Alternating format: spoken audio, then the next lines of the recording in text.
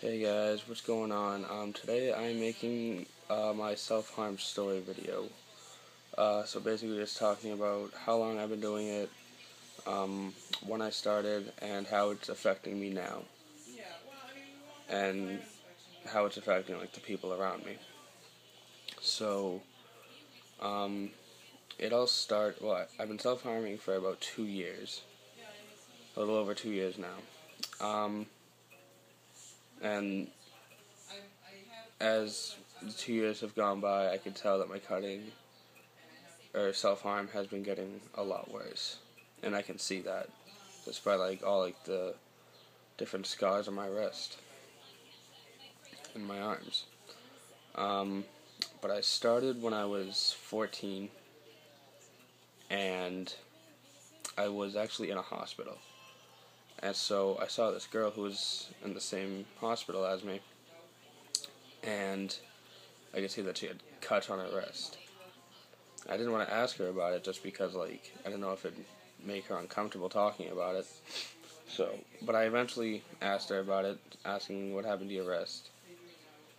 And she was like, this is what I do to deal with my pain, so I cut myself. And I just felt so bad for her. I didn't talk about it again while she was there, while I was there. I was there for about a week. So, once I got out, is when I first tried self-harm. I would make eraser burns on my wrist. I think I did either two or three of those. I had one on each wrist, and then I think I had one on the top of my arm, right up here. But so that's when I first tried self-harm, and then I started cutting. I first tried self-harm in March, and then I think I started cutting in April. So, but basically what I would use is just a kitchen knife or something. And not, I didn't want to cut too deep, but enough to make a scratch, or find a way to get my pain out, my emotions. So I did that, and then, I could tell, as it went on, it was getting so much worse, or the number of cuts was getting worse, it kept increasing. So I could tell that I don't know if I'll be able to stop, because I had found a way to get my emotions, my pain out, but it was on myself. So, and then I think a month later, I found a razor blade, and the cuts were getting so much deeper, and the number was increasing again. So, I could tell that once I picked up that razor and made that first cut, or that first group of cuts, it was gonna get so much worse, just from there. So, I wouldn't do it a lot, but when I did it, I did a lot. So, I would do it I would really only do it when I had a bad day. So I didn't have a certain day I was gonna I didn't plan out my week saying, oh, I'm gonna cut this day or this day. It's just whenever I had a bad day. And after I got out of the hospital, I really didn't have that many bad days. So, but when I did have a bad day, my cutting was gonna get bad. So, and then as the year went on, this was in 2011. All this happened in 2011. I could tell throughout that year that the cutting was getting so much worse. So,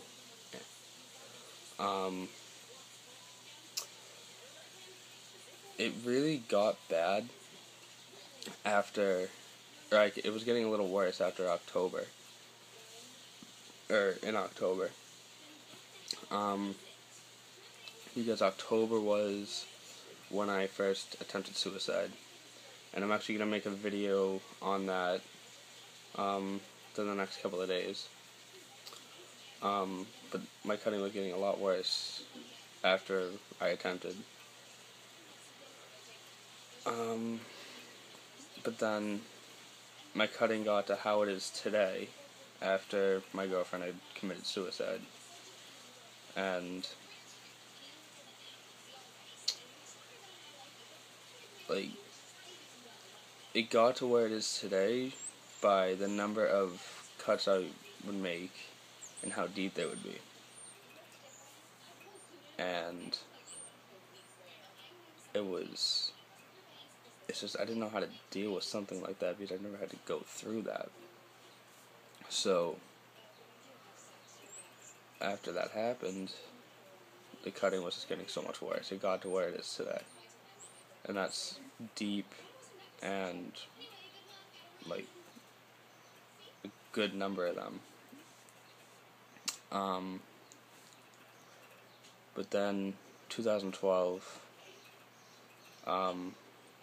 the cutting was the same throughout until May, because when May came, I stopped cutting for 4 months, and that's the longest I've ever gone in the 2 years I've been cutting.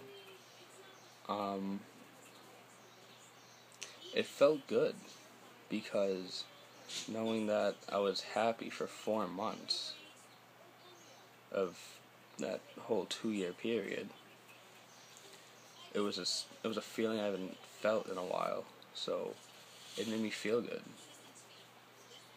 And then once September came, I relapsed. I cut again, and I think it was because school started again, and I was just so not looking forward to it. Yet because school is really bad for me. I'm bullied a lot.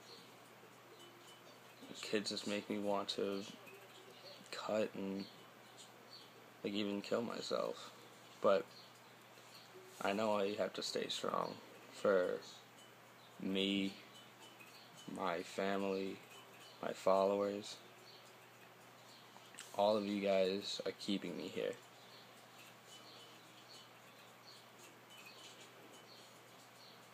Like, I can't thank you guys enough for giving me the support I'm getting. And it's what I need. Like, I've never had this many followers and this much support in 2 years. In the 2 years I've been cutting, I've never had this much support ever. And it feels good knowing that I have people who actually understand me and don't judge and will accept me for what I am and what I do to myself. And other people would just be like, oh, he's a freak. But you guys don't do that. And I thank you guys so much for always being here for me and giving me the support I need. So, that is my self-harm story. My next video is going to be self-harm, how it's not for attention. I'm not going to make a video on how it is for attention, because self-harm is not for attention at all. But yeah, that's my next video, self-harm, how it's not for attention. So that will be uploaded tomorrow. And then the following video will be talking about my first suicide attempt. And then the video after that is why I made all my accounts and the YouTube channel. So I hope you guys enjoyed. Stay strong.